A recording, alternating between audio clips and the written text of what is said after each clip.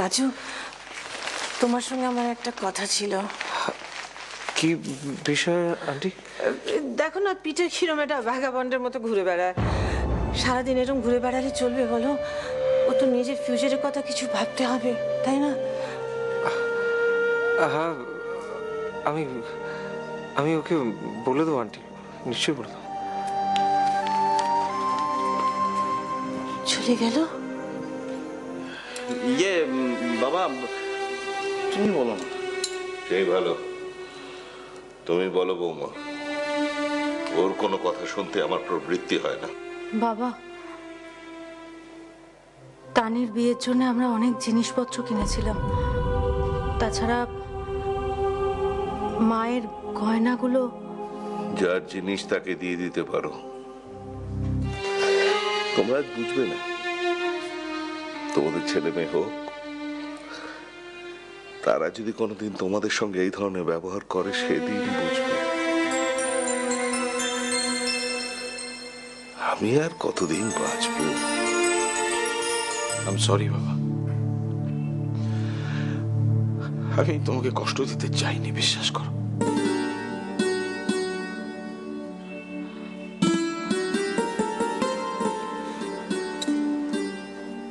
বাবা, তানিয়া, তানিয়া,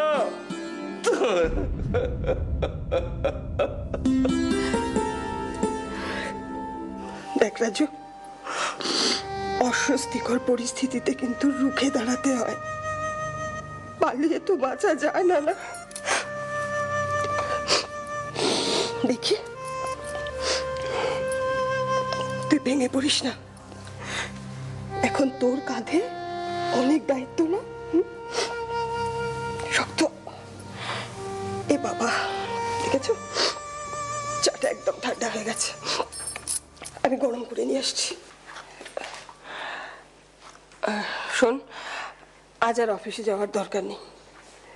তানিয়া, তানিয়া, রাজুর কিছু হয়েছে? তানিয়া, আমার মনে হলো ও কাঁদছে। আমাকে প্লিজ বলো কি হয়েছে। তানিয়া প্লিজ। তানিয়া, এই যে রাজু, আমি তোর কাছেই যাচ্ছিলাম। দেখ না, পিটার সে কখন সকালে বেরিয়েছে, এখনো ফেরেনি। কোথায় গেছে পিটার? কোথায় গেছে হ্যাঁ, আমি জানি না আন্টি। পিটার কোথায়? Where's Peter? Where's my son? Peter, Speak up. Damn it, speak up!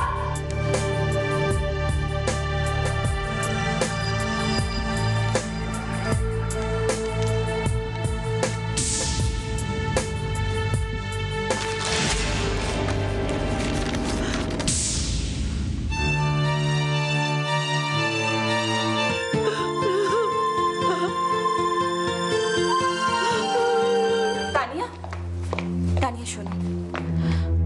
আচ্ছা তানিয়া, কি এমন গোপন কথা?